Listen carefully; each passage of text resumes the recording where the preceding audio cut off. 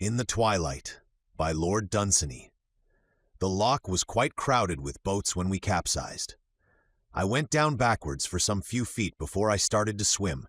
Then I came spluttering upwards towards the light. But instead of reaching the surface, I hit my head against the keel of a boat and went down again. I struck out almost at once and came up, but before I reached the surface, my head crashed against a boat for the second time, and I went right to the bottom. I was confused and thoroughly frightened. I was desperately in need of air and knew that if I hit a boat for the third time, I should never see the surface again. Drowning is a horrible death, notwithstanding all that has been said to the contrary. My past life never occurred to my mind, but I thought of many trivial things that I might not do or see again if I were drowned. I swam up in a slanting direction, hoping to avoid the boat that I had struck. Suddenly, I saw all the boats in the loch quite clearly just above me, and every one of their curved, varnished planks and the scratches and chips upon their keels. I saw several gaps among the boats where I might have swam up to the surface, but it did not seem worthwhile to try and get there, and I had forgotten why I wanted to. Then all the people leaned over the sides of their boats. I saw the light flannel suits of the men and the colored flowers in the women's hats, and I noticed details of their dresses quite distinctly. Everybody in the boats was looking down at me. Then they all said to one another, "We must leave him now." And they and the boats went away, and there was nothing above me but the river and the sky, and on either side of me were the green weeds that grew in the mud, for I had somehow sunk back to the bottom again. The river, as it flowed by, murmured not unpleasantly in my ears, and the rushes seemed to be whispering quite softly among themselves. Presently the murmuring of the river took the form of words, and I heard it say, "We must go on to the sea. We must leave him now." Then the river went away in both its banks, and the rushes whispered, "Yes, we must leave him now." And they too departed, and I was left in a great emptiness, staring up at the blue sky. Then the great sky bent over me, and spoke quite softly like a kindly nurse soothing some little foolish child, and the sky said, "Goodbye. All will be well. Goodbye." And I was sorry to lose the blue sky, but the sky went away. Then I was alone, with nothing round about me. I could see no light, but it was not dark. There was just absolutely nothing, above me and below me and on every side. I thought that perhaps I was dead, and that this might be eternity, when suddenly some great southern hills rose up all round about me, and I was lying on the warm, grassy slope of a valley in England. It was a valley that I had known well when I was young, but I had not seen it now for many years. Beside me stood the tall flower of the mint. I saw the sweet-smelling thyme flower and one or two wild strawberries.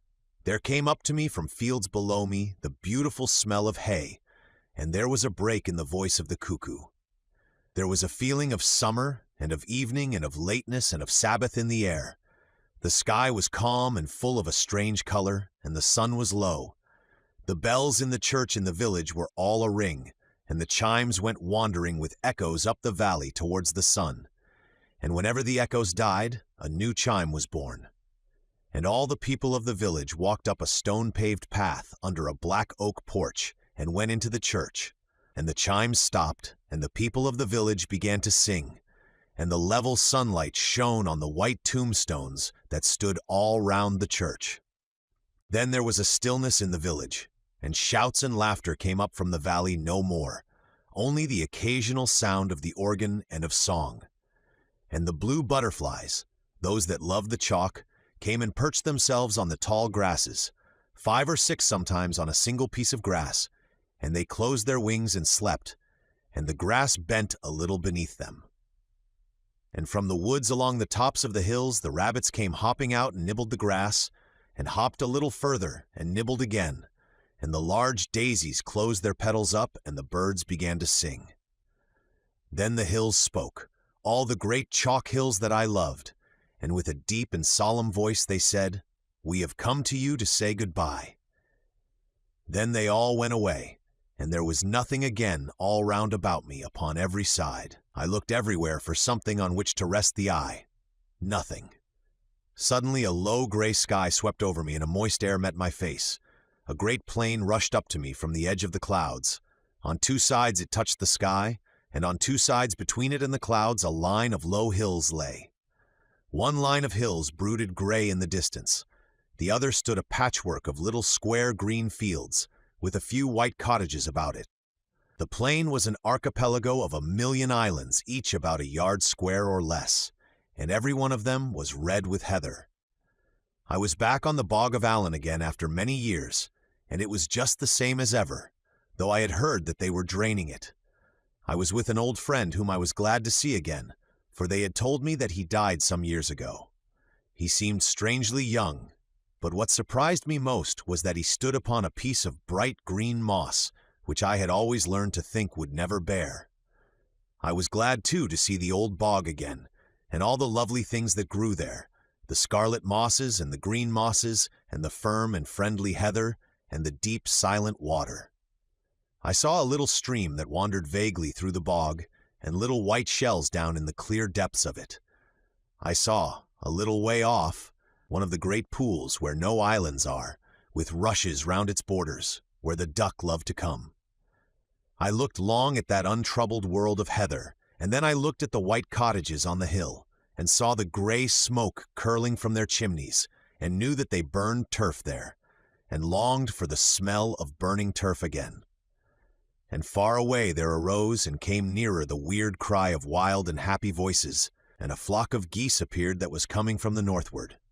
Then their cries blended into one great voice of exultation, the voice of freedom, the voice of Ireland, the voice of the waste, and the voice said, "Goodbye to you, goodbye," and passed away into the distance. And as it passed, the tame geese on the farms cried out to their brothers up above them that they were free. Then the hills went away, and the bog and the sky went with them, and I was alone again, as lost souls are alone. Then there grew up beside me the red brick buildings of my first school and the chapel that adjoined it. The fields a little way off were full of boys in white flannels playing cricket. On the asphalt playing ground just by the schoolroom windows stood Agamemnon, Achilles, and Odysseus, with their Argives armed behind them. But Hector stepped down out of a ground-floor window, and in the schoolroom were all Priam's sons and the Achaeans and fair Helen. And a little farther away the 10,000 drifted across the playground, going up into the heart of Persia to place Cyrus on his brother's throne. And the boys that I knew called to me from the fields and said goodbye, and they and the fields went away, and the 10,000 said goodbye, each file as they passed me marching swiftly, and they too disappeared. And Hector and Agamemnon said goodbye, and the host of the Argives and of the Achaeans, and they all went away, and the old school with them, and I was alone again. The next scene that filled the emptiness was rather dim. I was being led by my nurse along a little footpath over a common in Surrey. She was quite young. Close by a band of gypsies had lit their fire. Near them their romantic caravan stood unhorsed, and the horse cropped grass beside it. It was evening, and the gypsies muttered round their fire in a tongue unknown and strange. Then they all said in English, "Goodbye." And the evening and the common and the campfire went away. And instead of this, a white highway with darkness and stars below it that led into darkness and stars. But at the near end of the road were common fields and gardens, and there I stood close to a large number of people, men and women. And I saw a man walking alone down the road away from me towards the darkness and the stars, and all the people called him by his name, and the man would not hear them, but walked on down the road, and the people went on calling him by his name. But I became irritated with the man, because he would not stop or turn round when so many people called him by his name, and it was a very strange name, and I became weary of hearing the strange name so very often repeated, so that I made a great effort to call him, that he might listen, and that the people might stop repeating this strange name. And with the effort I opened my eyes wide, and the name that the people called was my own name, and I lay on the river's bank with men and women bending over me, and my hair was wet. The ghosts. The argument that I had with my brother in his great lonely house will scarcely interest my readers. Not those, at least, whom I hope may be attracted by the experiment that I undertook, and by the strange things that befell me in that hazardous region into which so lightly and so ignorantly I allowed my fancy to enter. It was at Wunley that I had visited him. Now Wunley stands in a wide isolation, in the midst of a dark gathering of old whispering cedars. They nod their heads together when the north wind comes, and nod again and agree, and furtively grow still again, and say no more a while. The north wind is to them like a nice problem among wise old men. They nod their heads over it, and mutter about it all together. They know much, those cedars. They have been there so long. Their grandsires knew Lebanon, and the grandsires of these were the servants of the king of Tyre, and came to Solomon's court. And amidst these black-haired children of gray-headed time stood the old house of Wunley. I know not how many centuries had lashed against it their evanescent foam of years, but it was still unshattered, and all about it were the things of long ago, as cling strange growths to some sea-defying rock. Here, like the shells of long-dead limpets, was armor that men encased themselves in long ago. Here, too, were tapestries of many colors, beautiful as seaweed. No modern flotsam ever drifted hither. No early Victorian furniture, no electric light. The great trade routes that littered the years with empty meat tins and cheap novels were far from here. Well, well, the centuries will shatter it and drive its fragments on to distant shores. Meanwhile, while it yet stood, I went on a visit there to my brother, and we argued about ghosts. My brother's intelligence on this subject seemed to me to be in need of correction. He mistook things imagined for things having an actual existence. He argued that second-hand evidence of persons having seen ghosts proved ghosts to exist. I said that even if they had seen ghosts, this was no proof at all. Nobody believes that there are red rats, though there is plenty of first-hand evidence of men having seen them in delirium. Finally, I said I would see ghosts myself and continue to argue against their actual existence. So I collected a handful of cigars and drank several cups of very strong tea, and went without my dinner, and retired into a room where there was dark oak, and all the chairs were covered with tapestry. And my brother went to bed bored with our argument, and trying hard to dissuade me from making myself uncomfortable. All the way up the old stairs as I stood at the bottom of them, and as his candle went winding up and up, I heard him still trying to persuade me to have supper and go to bed.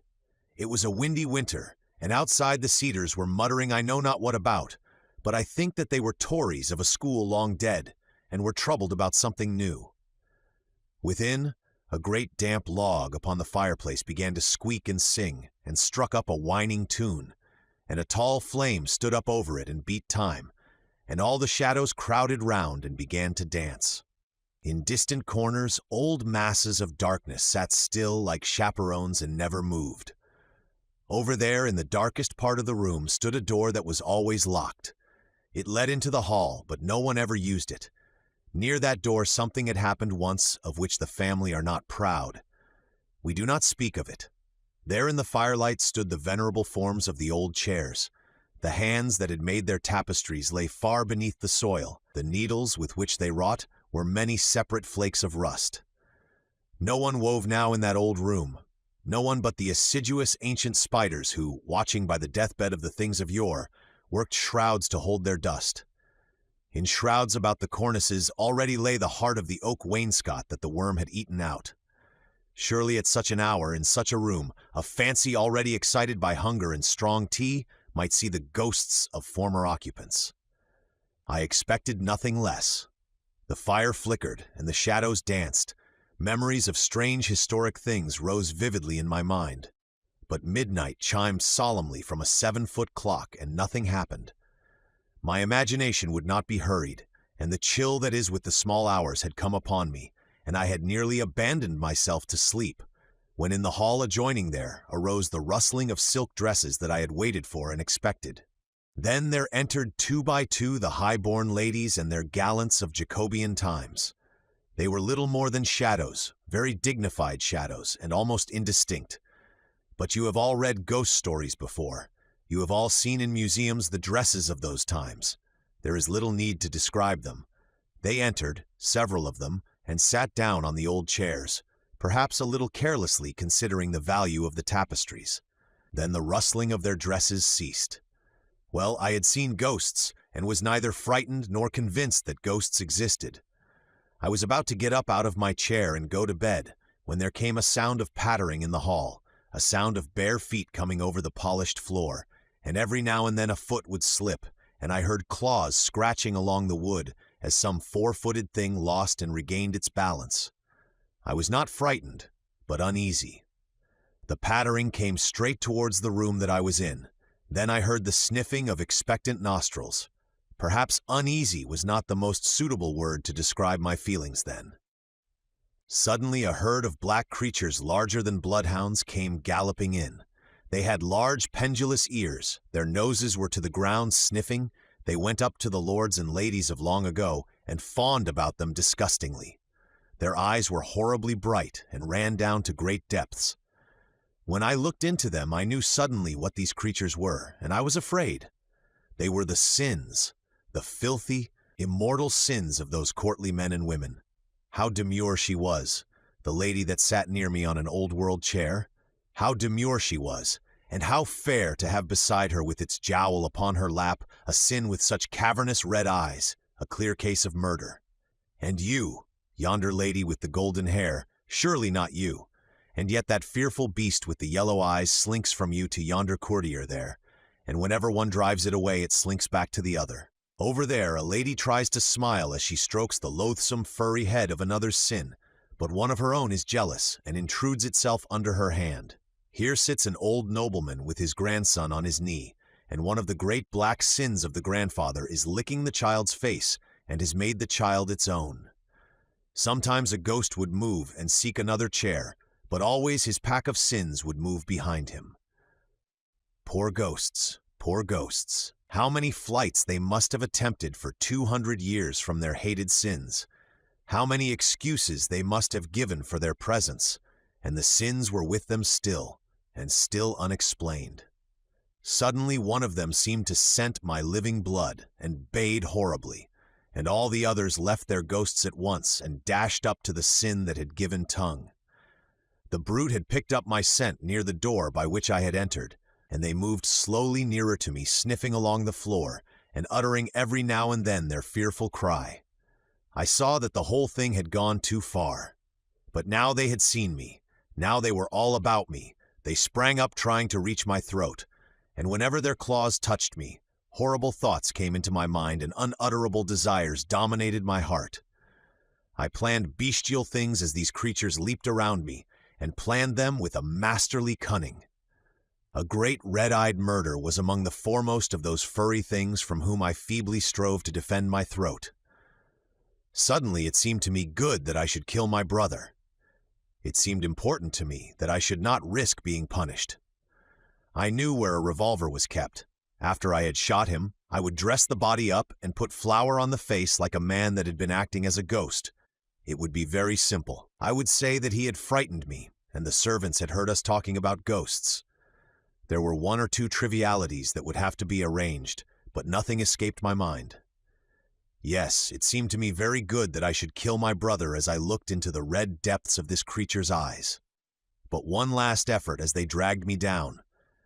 If two straight lines cut one another, I said, the opposite angles are equal. Let AB, CD cut one another at E, then the angles CEA, CEB equal 2 right angles C. Also CEA, AED equal 2 right angles. I moved towards the door to get the revolver. A hideous exultation arose among the beasts. But the angle CEA is common, therefore AED equals CEB. In the same way, CEA equals DEB. It was proved. Logic and reason re-established themselves in my mind. There were no dark hounds of sin, the tapestried chairs were empty. It seemed to me an inconceivable thought that a man should murder his brother.